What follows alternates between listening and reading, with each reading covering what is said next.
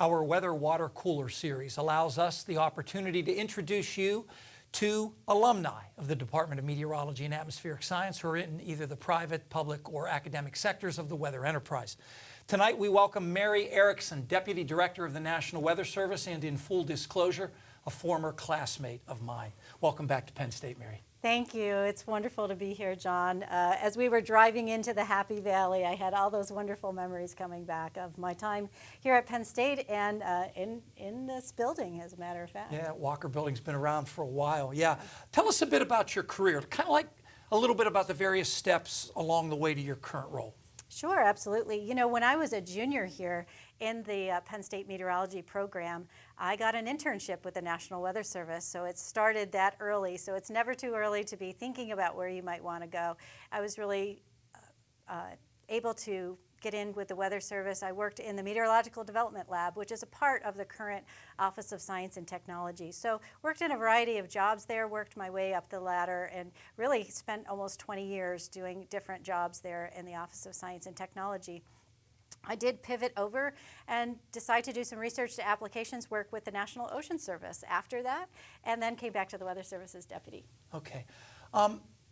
I noticed with the National Ocean Service, you were actually the director for 3 years of the National Centers for Coastal Ocean Science. I don't think most people were familiar with that organization. Tell us some of the neat things they do. Yeah, that's absolutely a ecological, if you will, ecological and oceanographic research to applications office. So they're working with folks who are trying to improve conditions, resiliency, and sustainable efforts on the coastal U.S. So some of the things that they do is they do something called a biogeographical assessment.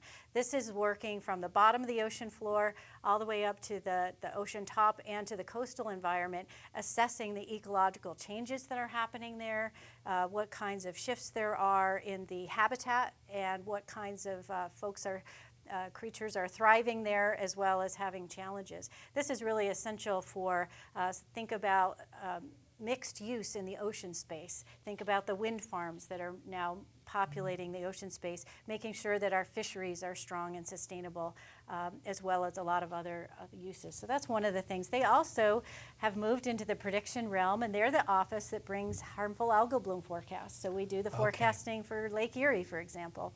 That all comes out of NCOS. Very interesting. You were actually acting director of the National Weather Service for a few months earlier this year. How did that time inform your full-time role as the deputy director? Yeah, absolutely. It was an honor and a privilege to serve in that role as acting.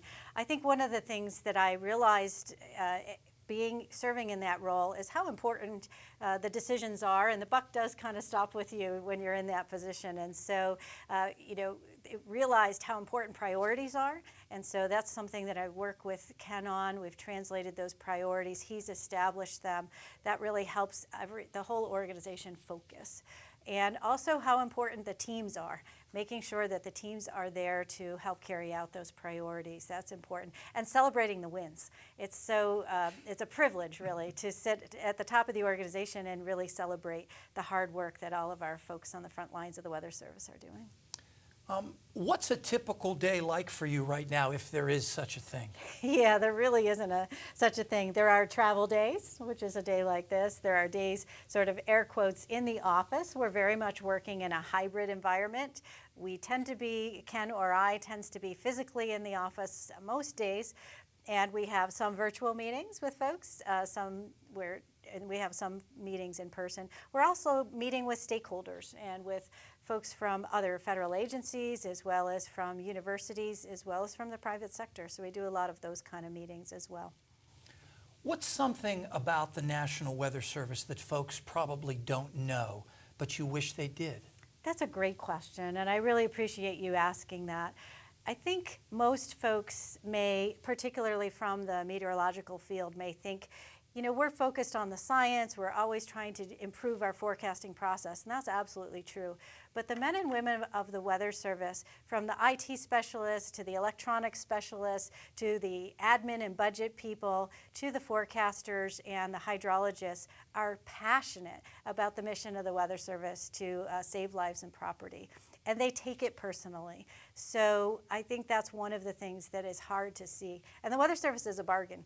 $3.69 it costs the average taxpayer a year for the services that we provide. But that passion is just, you can't pay people enough salary to get that. But they come to the Weather Service to serve that mission, and they sacrifice. They make sacrifices in some of these events. We've just seen Ian play out.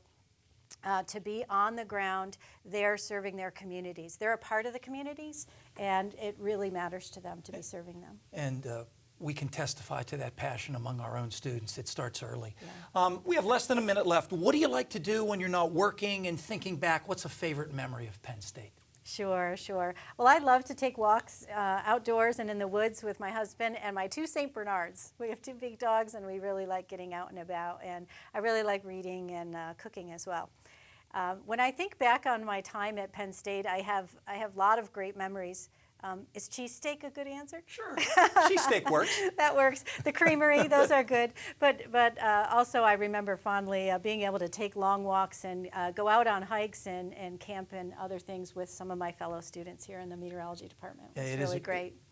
It is a great area to go hiking in. It's beautiful. Mary Erickson, Deputy Director of the National Weather Service, thanks for stopping by. Thank you, John. And we will be back in a moment with a recap of the short-range forecast.